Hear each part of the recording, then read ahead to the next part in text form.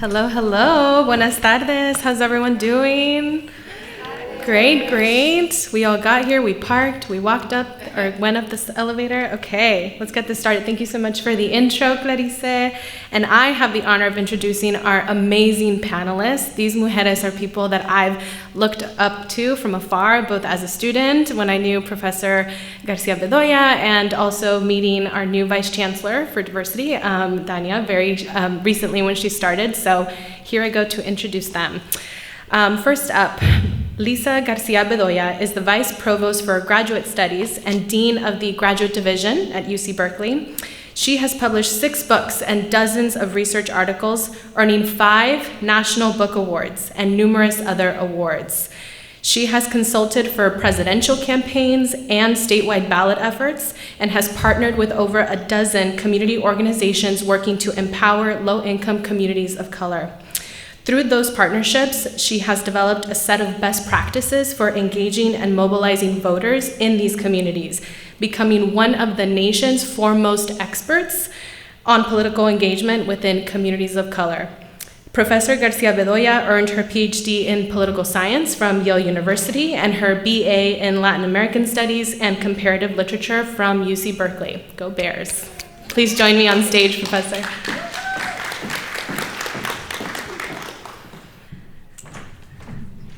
And our second amazing panelist is Dania Matos. She began her tenure as the 4th Vice Chancellor for the Division of Equity and Inclusion at UC Berkeley in August 2021.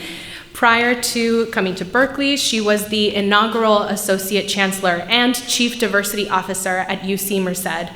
Dania is a member of Chancellor Carol Christ's cabinet, advising and guiding the campus on diversity, equity, inclusion, belonging, and justice.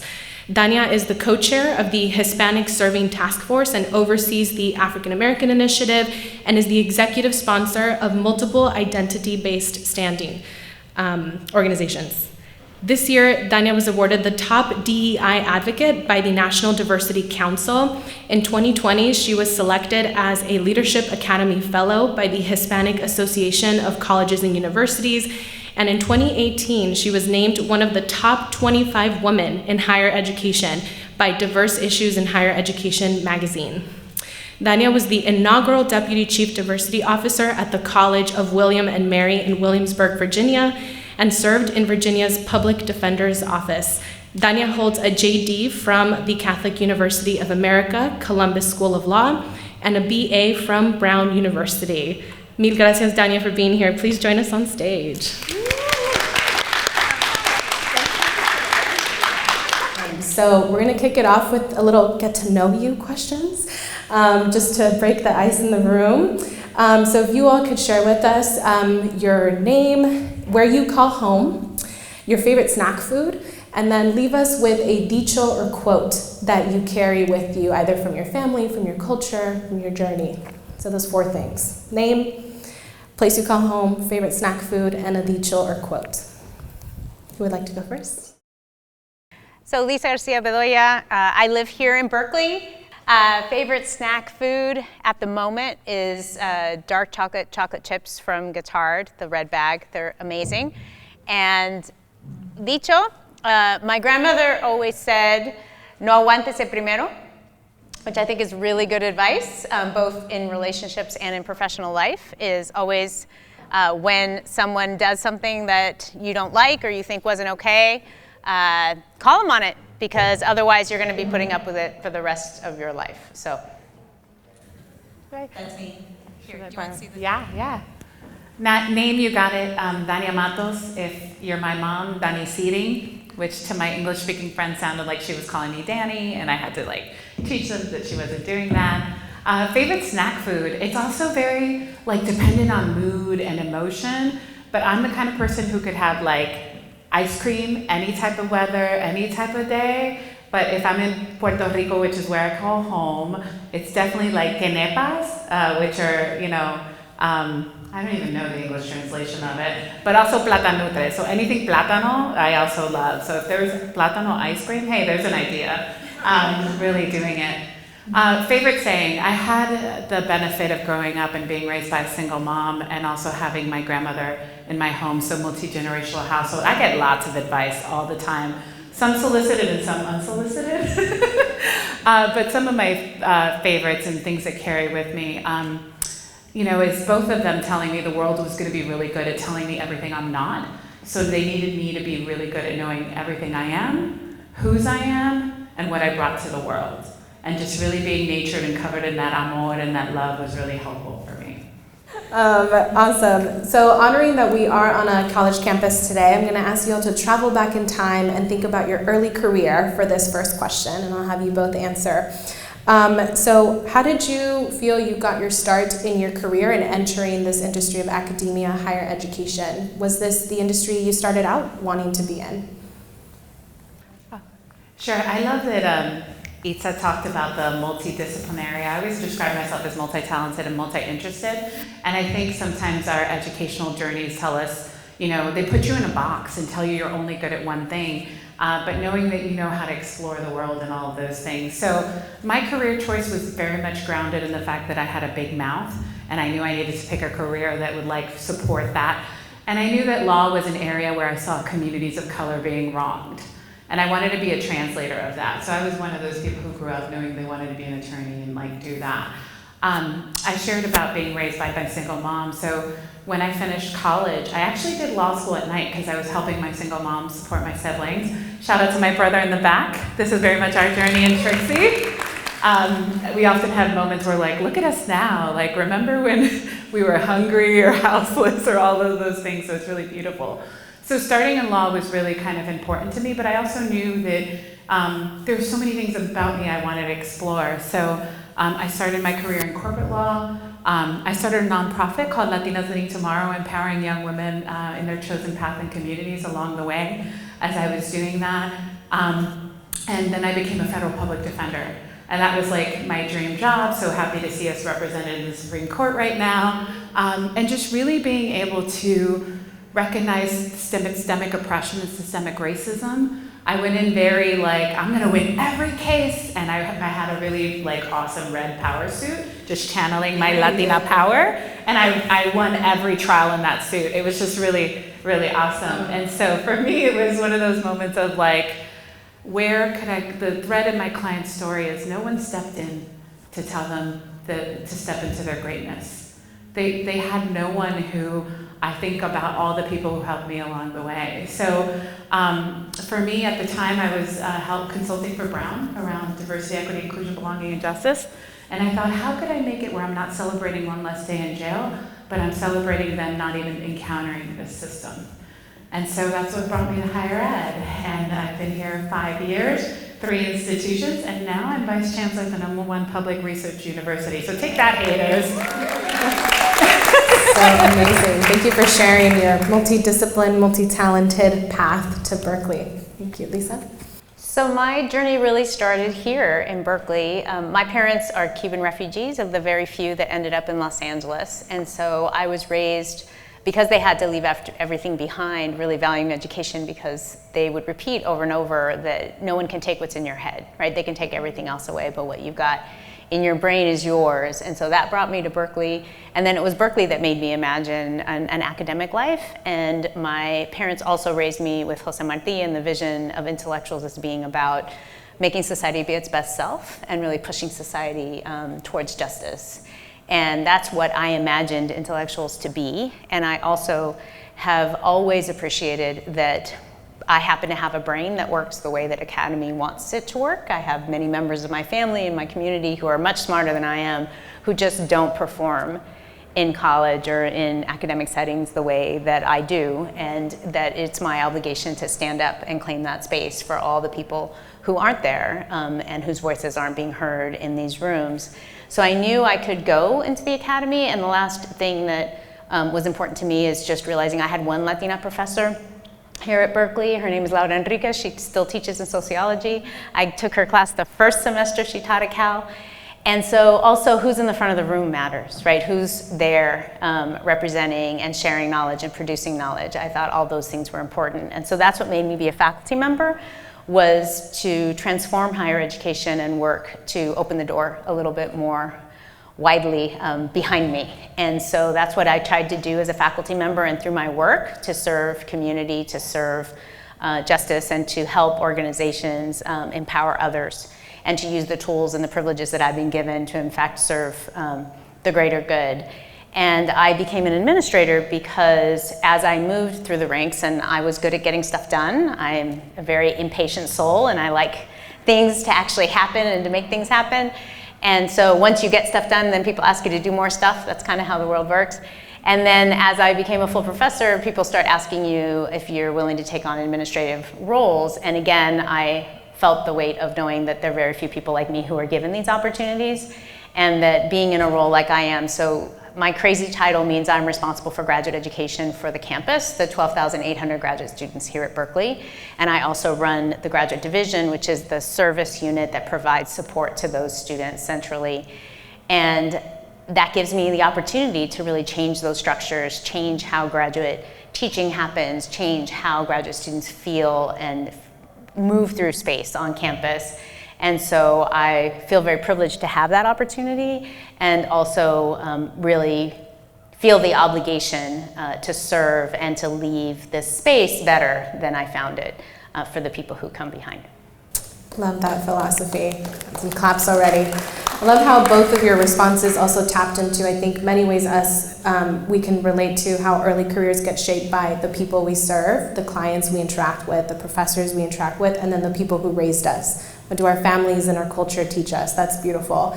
And really sets us up for the systems we get to impact in the future, right? So moving along to our next topic, which is navigating your career as a Latina. My first question I'm going to share with you, Dania. What challenges have you confronted as a Latina in the workplace? Scripts, stereotypes, ways we show up, big question, but wanted to kick off with you. Yeah, Lisa was spot on. How much time do we have? Also, the couch, is this therapy? So many, right? Being from Puerto Rico, I navigate the world as a Black Latina, right? And sometimes your own community doesn't accept you, right? And when you straddle that, it's really important, right? I remember early on it's being too many things, right? Too loud, too red, too big, too everything. And I think that advice that I shared about being really grounded on who I was really important. And at the same time, I'm human, right? And it impacts. So not only as a Latina, it's navigating the gender identities, decolonizing my own family, right? I love my abuelita, and I can share this story with credit, but she's like, are you ever home to clean your house? And I'm like, no, Grandma, you sacrificed so I could hire someone to help, right? I mean, it was one of those moments where I was like, also, what do you think I'm doing? Like, I was like, I'm out there speaking, running a nonprofit, doing all of these things, and being able to bring them more into my world so they could understand that was really powerful for me. So I think I'm very intentional about what I wear and how I show up. I think that commitment that I want to see other young Latinas in this space, right? Lisa, you're amazing on cabinet with me, and it makes such a difference to have other Latinas there with you just to get it, and there needs to be more of us, right? So I'm intentional about showing up with my red lipstick and gold hoops and piensen lo que piensen. That's another dicho my grandma said. They're going to talk about you anyway, so you might as well give them a reason, right? And so, it was one of those things of like, yeah, digan lo que digan, I got this. So really navigating that, right? When I was in corporate law, it was suits, right? How long, how not? Red looks good on me, bright colors look good on me, Being in DC with like black and gray only was always like, ugh, no, that's not who I am, that's not expressive who I am. And I had to come into that to myself and my own, and every day is an intentional decision, right? And for me, it's also something around, as I shared, being raised by a single mom, being first in my family to acquire wealth, right? That conversation, and how every day my choices are a risk of a job lost. And for me, that's the livelihood of 5 people. And for the hope and possibility that there will be more of us in this space outweighs that risk. And I take that risk every day in the choices I make and how I show up. So for me, it's that, and the multidisciplinary of all of those things. And so, yes, I'm loud and proud, and I'm going to use my voice for good and make transformative change, and I'm going to create rooms for others to do that. And that is my superpower. I was intentional in wearing this shirt today because really honing that for myself and looking at Latinidad and being Latina as such a powerful asset, right? And that you can show up and be so many different kind of things. Latina doesn't look one kind of way. It's not one size fits all. You get to define that for you. And that's what's powerful. And no one can claim that but you. And that's something that I generate every single day. Because again, the world's going to be really good at telling me everything I'm not. And sometimes it's your own community too. So I think it's important to kind of remember that rising up and breaking through is really this collective effort. Believe me, when you're from an island that's still a colonial relationship of the US, you know a lot about decolonizing yourself and all of those things. So moving from this individual success, like sitting here, there's a collective of not only my ancestors, but the ancestors that will come after me. So I already think of how do I make them proud, right? And how do I bring out those other Latinas? So navigating all of those things all day, every day. Yes, I hear you, girl. I think too, you hit like a crucial point that we have to appreciate of we're at an event with Latina professionals, we're talking about the workplace, but we bring in these personal challenges as well to being these Latina professionals. And then you looked over at Lisa and were like, thank you for being on cabinet with me. So you found Latinas in the workplace to support you. And that's my next question for you, Lisa. Where have you felt you've been able to find spaces, people, environments that provide that support and encouragement to stay resilient as you face some of these things in the professional world? So we have a Latina support circle that meets not often enough. But in every space I've been in, it's very important to find, you need people with whom you can let your hair down and be honest, right? And so the first for me was my partner. I met him as an undergraduate. He went through graduate school with me. I decided that we should get married because anyone who can survive graduate school with me, like, there's nothing else we could face in our life that could possibly be as bad. But having that family member, the check, right? The people you love to check you, communities in your work to check you, having just people with whom you can share how you're feeling and who aren't going to tell you, oh, you're being silly, you're being sensitive, you're being this, you're being that, right? But like folks that are really there to prop you up when things get hard, because things get hard. It's easy to go with the flow. It's very hard to take up that space and to swim against the tide. And so you need people that can just hold on to you while you rest for a little bit so that you can keep going. And so there are multiple versions of that, but I think being very intentional about making sure that those support structures are in place for you always and that you use them and ask for help and ask for support and just sometimes need to scream or drink tequila or do whatever it is that works for you. But that part of sustainability, right? This is a marathon, not a sprint. The whole point, 40 years, right? You don't want to get sick. You don't want to get burned out. You don't want to get bitter, right? Like you have to not take it that seriously, have humor, find joy, and have the people that will laugh with you and help you face another day. I love that. I took a page from your book, and my husband also met an undergrad. He's also met me through graduate school, et cetera, or helped me through it, so I know what you mean. And it makes me think about like this concept people talk about creating your own board of directors for your own personal life. Like who are the people at this table with you to support you, hold up that mirror when you need to like face some reality, prop you up, etc. So thinking about it as who's on your mesa directiva, who's on your board to help you navigate all this. Thank you so much. Well, we're going to move on to the theme of the panel and our event today, which Itza riled us up with that speech around rising up and breaking through. And so wanted to kick off with a question for both of you of what's a key strategy that you've learned or leveraged to build your career, either through femtors, themtors, sponsors, thinking of this concept of board of directors, but thinking of navigating career as strategies. What's something you feel you've leveraged to rise up and break through? I've started first all the time. You're going to go first. So being a child of immigrants, my entire life was figuring out what the rules were, like watching, observing, I'm in this new space, what are the rules, how does it work, how do I figure it out, and figuring it out for other members of my family, right? So that skill though, going into an institution, finding out who's in charge, how does power work, what are the rules, how do you get this done, how do you get that done, who's responsible for what, is a really, really important skill that then helps you. I mean, that's the first, it's, you know, if you're an organizer, we call it power mapping, right? So you sort of, what is the landscape? Where does everybody sit? What are the things that are important to me, and who are the people that then, and so then building the relationships with the people that are like-minded or who are interested in similar things in order to figure out how to move change within that institution. And I think we don't take seriously enough, you know, institutions of higher education are incredibly complex, right? They're like bureaucracy to the nth degree. And so if you want to change anything, you have to really understand those rules, which actually aren't always about people. They're just about things that got put in place 50 years ago that we've just never, ever asked why we do it this way. And so if you want to change anything, you've got to change those things. But the good news is once you change those things, they're sticky and they're not going to change that quickly, right? But you've got to figure that part out. And so doing my homework, that's an important piece. The other piece that I think is really important, especially as an academic, I don't know how many, if any of you are academics, but academics have a really, really unhealthy level of narcissism that we're taught. We take ourselves way too seriously. This was the other good part about having a partner who I've known since I was 21, who is not an academic, who'd be like, yeah, y'all are crazy. Like, what are you thinking? And no one reads these books. Like, nobody cares. You are not you know, I know I'm not famous, but like that's not famous, right? Madonna is famous, like Bob Dahl is not famous, right?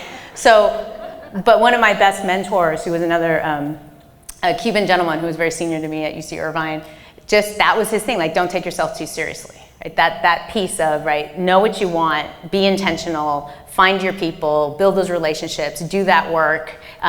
Is Ruben still here? The radical incrementalism, right? Like, yes, radical, like just keep going every day, step by step, but you know, don't lose your humor, don't lose your humanity, and don't take yourself too seriously. Because if you do, then you're just, again, gonna go down a dark road, and you have to just keep going. And for that, you need to have joy, you need to have fun, you need to have compassion for other people, and you need to be able to stay in it. And you can't do that if if you think it's all super important, or your ego, you can't check your ego. I love that. So strategy so far is doing our homework, doing that understand work, and finding ways to stay grounded, stay in with that joy. I love that. Strategies for you, Dania? Yeah, I think this is such a deep reflective process for me. First and foremost, I think for me it's always grounded in knowing my why. Why am I doing this? Why am I with this organization? Why did I take this job? Why am I showing up this way? For me, it's always been, I've always seen my liberation deeply connected to other people. And so I know that every day as I'm dismantling something, I'm freeing myself as we're freeing the world. And I know that might sound really ambitious, but on the day-to-day is when you connect with that, it becomes really clear. And then also knowing what I'm willing and unwilling to trade off, right? Like I'm a cafecito reggaeton. I'm unwilling to trade off any place that doesn't want that, right? Or doesn't let me bring that. But really that in the hard and sticky situations, really thinking like, I'm not willing to trade off right reputation. Or there's a lot of times where your ego and pride come in, right? Am I willing to be called out, right? For something and all of those things. And so those have been really critical to me, and being very clear on that, because what it's helped me do is be very aware that the world wasn't built for me. Higher ed wasn't built for me. Anything I've navigated wasn't built for this Latina here. And so I had to forge my own path. I had to create my own systems. I had to do that in a way that really also nurtured me as a place to thrive, right? And so I always talk about how do we center beauty in the center of injustice? And for me, that joy are those little pieces of getting up to dance on a Zoom with my team, or having a walk-up song. I was like, why is Bad Bunny not playing right now, right? And really think of what are the ways that I can create room for everyone to see themselves in this work too, right? Because you don't have to show up and do it the same way I do, but I want you to see the platform that you can play with yourself. And so for me, it's really been that. And also being open, being really open to possibilities. I think about networking and strategies and the board of directors. Because I was multi-talented and multi-interested, I had someone in every possible industry. Even if I wasn't sure about it, I was like, maybe. And let me tell you something, people love to talk about themselves, y'all. If you cold email people and like, oh my gosh, I love your journey, can you tell me about it? I got responses all the time. And it was like being able to share with them my why and them being connected to it was really critical to that strategy. So I've sometimes gotten opportunity just by people being like, oh my God, your energy in the room. Yeah. And I'm like, ooh, yeah, grandma, that's what I'm there stuff, right? That works. I love that. So I got like 4 strategies out of that. So I heard grounded in your why, having that personal purpose, showing up with integrity. Sounds like a huge value for you. I know what I'm doing, why I'm doing it, and I'm gonna show up that way day in, day out. Lifting up others as we climb. And then lastly is remaining open. Like what's open to the journey, what the world is gonna bring me, what LinkedIn connection I'm gonna make. I love that. Thank you all. So 6 strategies, y'all. Hope y'all wrote it down. Okay. Those are free, we charge for the rest, right? Say it. Okay. So looking at time, I think this is going to be our second to last question before we go into Q&A. So start thinking of those questions for Dania and Lisa. So you both are now in leadership positions and have been for a while. And then you started to touch on this a little bit of thinking about how we lift others as we climb. But as you all sit as dean, professor, vice chancellor, you all manage and lead your own teams and departments. What kind of values do you bring to your team in thinking about rising up and breaking through that you like to show up with as a leader? And we'll start with you, Lisa. Yeah, that's a really good question. I have tried to make very clear what my values and my priorities are and what that center is, what my why is, and invite my team to take that journey with me and to interpret that journey in whatever is most meaningful to them. So I've done a lot of intentional work to try, sorry, this is a little weird, to try to make people feel like agents in their work, to meet with people and find out what it is that drives them. What is it? It's kind of it's how you organize people, right? It's basically like what is the thing that motivates you? Why are you here? Why have you been here for 20 years? What is it that excites you about your job? And how can we kind of find, I'm telling you what I'm here for, how can we find common ground and move forward together? But I think really providing that vision of what things could be, but then making sure that people have the space and the room to then align that vision with the things that they care about. And so trying to build a space, and the other thing is being very intentional about eliminating hierarchy, because that was a big issue, at least in my division. People used to not even be able to visit the dean, so I do open office hours with my staff. I've created horizontal connections, right, because it was a very siloed structure, and so making sure that people meet across the different groups. And so just being very thoughtful and intentional about how do I articulate and realize the things that I want to build for the university within my own team. And I do have to say that while by and large that's gone well, there are some folks that really don't want things to change in a place like Berkeley, right? Who are really invested in our elite status, meaning that we're about exclusion, that we're about judging, that we're about, you know, sort of putting value on different kinds of students. And so I don't want to act like this is Pollyanna. It hasn't been simple, and being a woman of color leader, I would love if you guys do another event to really think about when you're the first or when you're the only. How do you support that leader, or how do you make sure there are structures of support for that leader? Because I've now been the first twice, and it's not a lot of fun all the time. It's not to say that it's not worth doing, but I think we celebrate those people and then the lights go away and then they have to do the day-to-day work, and it's not without its bumps in the road. And so again, that's why the support structures are so important, and that's why the grounding of like, why am I here? What am I trying to do? And knowing that at the end of the day, I have to look at myself in the mirror, and so I have to feel good about what I've done and how I've been and how I've shown up, and not worry so much about how other people see me, because if you do that, then it's a recipe for disaster. Yeah, I think for me, I'm really intentional. I think I shared that about the choices, right? And I think oftentimes you think about strategy and action plans, but when you're in the work of diversity, equity, inclusion, belonging, and justice, it's not just work. It's really embodied into who you are. And I co-lead a division of people who are similarly committed and who hold a lot of space for trauma and hurt. And so one of our deep priorities is, how do we lead with love? How do we center people first? How are we even saying the word love? You know, I just had a divisional retreat and I put leading with love, and they're like, is that really a priority? I'm like, yes. I was like, why are you scared to put that on a strategic plan? I was like, why can't we talk about that, right? How do we counter white supremacy culture, right? And how do I create spaces for that to heal? I am very transparent. I have a therapist, I have an executive coach, I have, you know, you name it, I've got a toolbox, because this work is hard and heavy. And every time something happened, my heart breaks into a million pieces. And I put it back together somehow, because that hope and possibility of you all out there is what keeps me going, right? I refuse to quit. There's too much at stake. There are lives at stake. People are dying if we're not doing this, right? And being very aware of my own awareness. Our summer homework was doing an energy audit. Like, how are we doing this work? 6 Zooms back to back are not sustainable.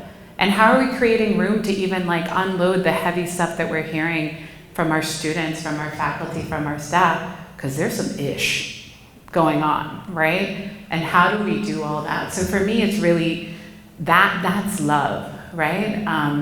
Mucho amor a lo Walter Mercado, right? It's like all there. And for me, it's if I'm going to be a space and place that's going to shift it and say it, then I'm going to bring love all day, every day, and that's really intentional for me. So leading with love, centering people first, and not forgetting our humanity in all of this.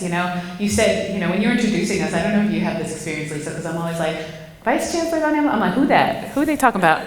I'm like, oh, that's me. Because at the end of the day, I'm like, I'm Dania, right, at the center of the core. And at the same time, I recognize how important that is in the world for others too. And so, but I don't subscribe, right? I try not to, my head doesn't get too big. I've got a political run in my future. And even if there's president on that title, I'll just still be me. You'll see the cafecito, reggaeton, plátanos, and quenepas at the White House. I love that. Now this mic isn't working for anybody, huh? Thanks. It wasn't just user error. Right. The reason I wanted to make sure we made space for this question too is a lot of Latinas, especially the friction point or the transition with the most friction point is rising up and breaking through into leadership.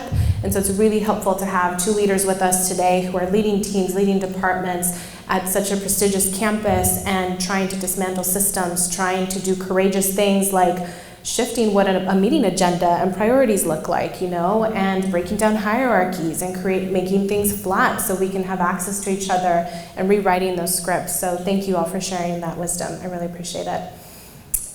Let's kick it over to audience Q&A. What are your questions? Don't be shy. What are they?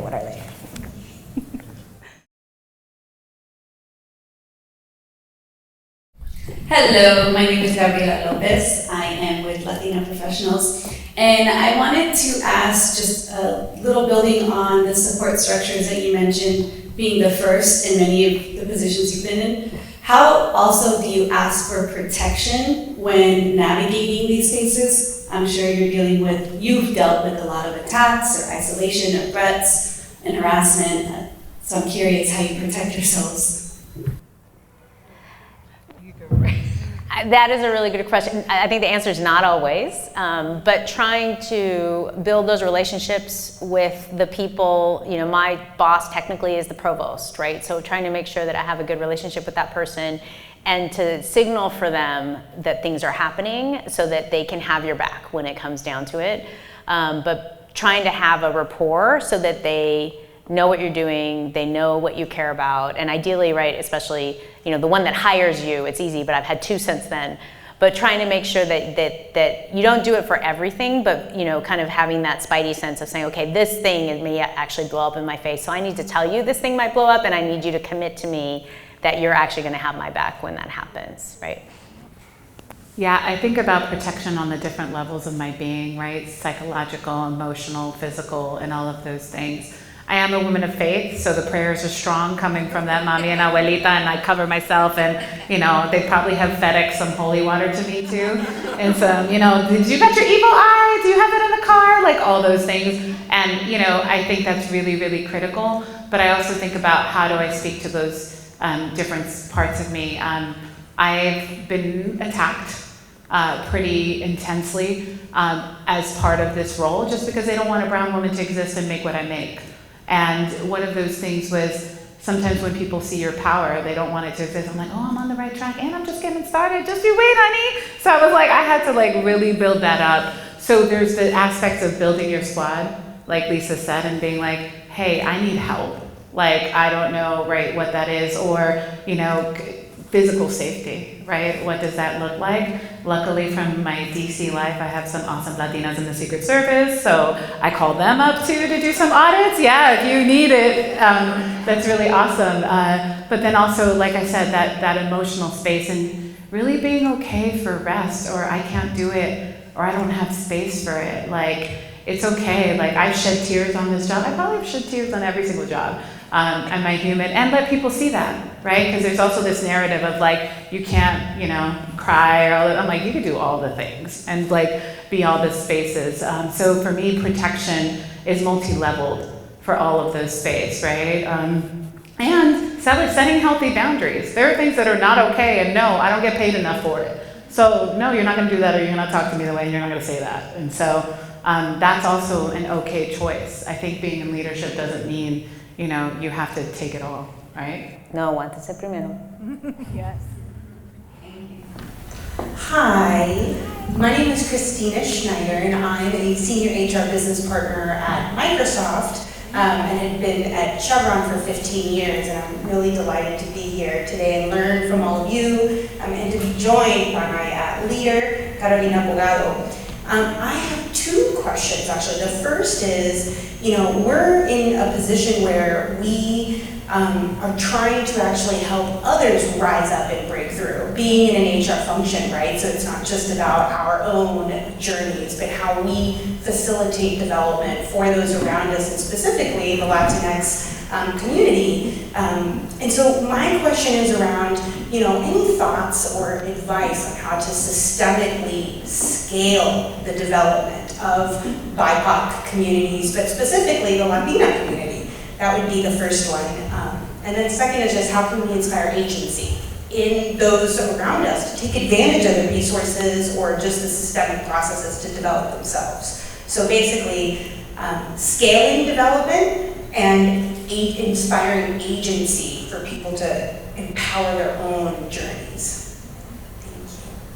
Thank you. So I think it's really, the most important thing we're trying to shift is power, right? And what power does is it's invisible, that's how it works, right? So I would say from an HR standpoint, it's basically reviewing things from soup to nuts, right? So thinking about every job description and thinking about what are the things, so not putting the number of years, not putting the number that, you know, right, unless you really absolutely positively have to, but most of the time it doesn't, right? So first is how are you reaching out? How are you presenting yourself? How are you sort of telling people what you want and what are the barriers? So maybe even having, you know, I don't know if you keep track, like if there are people who started an application and don't finish, like reaching out to them saying, so what was the issue? What was the barrier? What was the point when they dropped out? Like, so just being thoughtful and really mindful at every level of the invitation in, but then that invitation has to be real, right? So it's also making sure that you're then training your hiring managers. This is the radical incrementalism, right? So how are your hiring managers working? Making sure that they have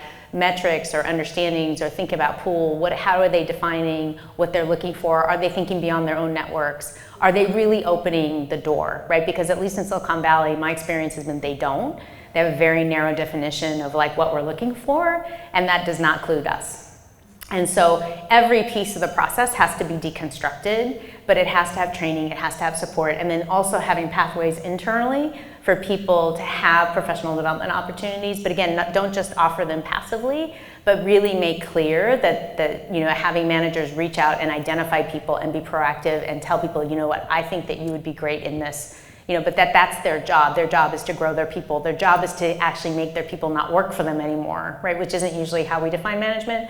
So I think it has to be multifaceted. It has to be systemic. It's thinking about process and practice, but then also thinking about human psychology and the fact that many people just don't feel like, they don't see themselves in that space. And so it's your job to proactively help them see themselves that way, and to make sure that then you're building networks and mentorship structures so that they can help others.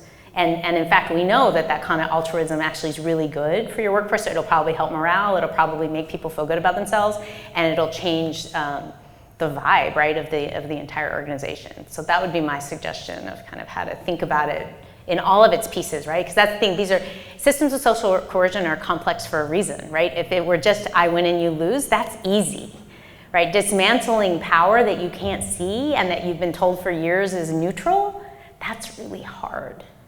And so just think about all those, lots of pieces, right, that have to work together.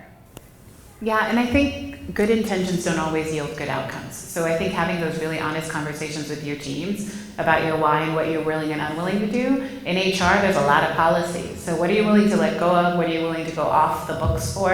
Is a very honest conversation. We quickly go to to-dos and checklists and things like that without really thinking about like what happens when it gets tough, when we encounter something that we need to dismantle and we don't know what it's going to do. So I think it starts there and like slowing it down. As also a Latina who's traversed coasts bi-coastal, it shows up differently. We're not a monolith. So when you think about co-creating with communities, how are you really meeting them where they are? How are you really like not making it a focus group of just one-sided, but developing a culture of reciprocity? I've had so many learning moments by, creating something that I thought was amazing, and yeah, it didn't really serve people, right? Because I hadn't done that step of really thinking about, be it from the hours it was offered, or like, I was thinking of folks who are in the service industry, they don't get their information on email. So I went around campus like postering and flyering, and I was like, where are the break rooms? Where are the spaces people will get access to this, right? And thinking about all the multiple ways of who I wanted there and how I wanted to show up, and really co-creating with them, So I think really thinking about that and having those honest dialogues with yourselves first, because it's going to get tough, and are we willing to lose profitability, Microsoft, to make this happen? Microsoft, are you willing? I mean, that's like one of the questions, right? And it can be that hard, right? Am I willing to pay more for something to support a Latina-owned business, right? Like those are some really nuanced questions that I think you need to be very clear about before you even start. Wonderful. And I'll just jump in with a quick response. So I work at Meta, tech company, very similar space to Microsoft. And so as the kind of audience for your intended like scale and agency question, I want to +1 Dania's good intentions don't always result in good outcomes. And I think it's important to name when those moments happen. And so I think as being the only Latina on a global team, which is baffling, is just very telling. Like the outcomes still happen. The intention was to address diversity and equity, and the brown girl got the DEI assignment, right? The intent was to create hiring practices and do the Rooney Rule of interviewing multiple diverse people, but still the expectation to hire them wasn't the outcome, right? So it's still good intentions with not the best outcomes, and we need to name those, because if not, to be honest, Latinas, we get left with like, well, I'll just deal with the impact of how all these unintended outcomes are impacting me. So do I have the agency now if I have this unintended impact, so it slowly trickles. But I think that's what transparency in the process really helps with, like naming, like we intended to do this, we didn't hit the outcome, or here's what we learned, has been really helpful, at least in the DEI spaces that I sit proximate to. And I think really helps people open up to like, oh, okay, this isn't just a checklist DEI initiative. We're being honest, we're being transparent, we're talking about what's working and what's not, and exploring. So just want to share that tidbit in there. But thank you for the question. Thank you. We appreciate the insights. Thank you so much. Yes.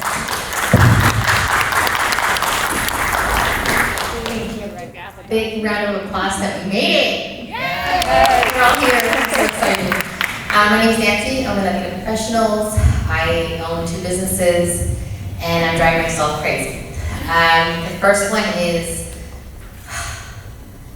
how do you as a Latina, as you get older, deal with emotions? Because they're driving me crazy. You're trying to run businesses with people, Latinas around me, and I'm like, I have no patience, right? And when I was younger, you could totally do it. You can be mean, you can be straight, you can be black and white. But as you get older, you can't do that. You're a professional. You gotta keep it together. That's one. The other one, this block of cash and cash flow and money. How do you unblock yourself? Because we grew up, or I grew up saying, dinero no crece en los árboles, no estás en la tienda, all these sayings that I still, in my head, think, I'm not gonna ask anybody. I've funded all of my projects. Until the past 3 years, I decided, no, I'm gonna ask for the money. And so I've been funded by like Salesforce and all these other companies, but obviously just a little bit. So I haven't gone full force on how do you unblock yourself from asking for the money. Sorry about all the questions. Yeah, thank you for being so vulnerable with that. A couple of things come to mind. I think that recognizing what's there for you and creating some time for reflections of that, right? Like who says, first of all, professionalism, white supremacy. So when I talk about countering that and what that looks like, it means, what if it was a space for emotion? And what does that look like? And what does your healthy container look like? And you're still a professional, right? Beyond age and scope. You know, I think for me, it's been the opposite. I feel like the more aware and the more I've worked on my healing, the more it's healed the spaces around me. And that's been such a good contagious thing where I can say, oh, actually, one of the things going to an Ivy taught me is, you know, I remember sitting in class and culturally, right, I was taught you don't air your dirty laundry, you don't talk about what's going on, you just dale, mija, dale, sigue, ponte las pilas, and whatever iteration of that. And I remember a professor was like, oh, this assignment or was do this, and my colleague, a cis white man, was like, oh, that won't work for me, I'll be skiing in the Alps. I was like, did he just tell the professor he can't do this in? And it was one of those things where what I got from that is be a demand for what you need. And like, I am unapologetic about that, because I was like, oh, wait a minute. Hey, I can be a demand for what I need. Others are doing that too. What told me that I couldn't, right? And so I think for that, and in terms of the cash flow question too, of being like, what do I need? What is it in this moment? And, you know, I know you mentioned some companies, if there's, what am I willing and unwilling, right? Like, are mission aligned, right? Am I only gonna take cash flow from these things? But you're adding significance to getting help. And we're human beings, right? So we're meaning-making machines. Like, I have to intentionally wake up and be generous and not selfish, because we wake up selfish and all of those things. And that's an active choice, right? So thinking about, if I get help, what am I making that mean about me? And letting that go, right? I think it's really important in being clear about that, so. So if I can just add, I totally agree. They're your own companies. You can define the space however you want. Take that power, take that agency. But I also think, at least what I've learned, is that for me to be able to be how I want to be in my professional life, I need to be centered, right? And so part of it's my why, and part of it is, but like, to again, give yourself permission to do the work so that you feel good about where you're at, be it meditation. I didn't think I could do it. It actually is quite helpful. Didn't think that was my personality, but whatever it is, touching your dog, going on a walk, like whatever it is to kind of make yourself kind of come back. And I think after the pandemic, right, like we're just on edge a little bit, and I think it just takes more work because, you know, you talked about your age, we just have more stuff, right, that we have to kind of figure out. And on the money thing, again, second, give yourself permission to ask, but also remember, those folks are gonna give money to somebody, right? Why not you, right? And especially, I mean, you're talking about folks that I think it sounds like, you know, you're doing work for them, but if you're asking for donors or you're asking for other things, like rich people need to give stuff away. And so you're actually doing them a favor, giving them a good thing to give it to, right? And it's not judgment on you because it's much better to spend somebody else's money than your own. So like put that narrative into your head, right? Rather than that somehow you need to, you know, buck up and do it on your own. Like, I think that's more just changing, like you need to add a voice to say, right, this is why mortgages are a good thing, right? Because you're living in the house, but it's somebody else's money. And so the same thing, like you want to do your work, it's much better. And you deserve to use somebody else's money. And that's what rich people do. They don't use their own money. So, you know, again, it's a very middle class thing to think like all of these norms, like only poor people and middle class people pay attention to any of this, right? Like rich people have a whole other set of rules and none of the guilt, right? So act like a rich person and use somebody else's money. Give yourself permission, to use somebody else's money and to feel good about it and be like, yeah, that's a sign of this is what I deserve and it's a sign of my power. This is what I deserve, and it's a sign of my power. Yes, we host rich people nights now. But we're happy to invest in your businesses, so let me know what that is. Happy to support. Oh, I love that. Amazing question. Can we please give our panelists an amazing round of applause?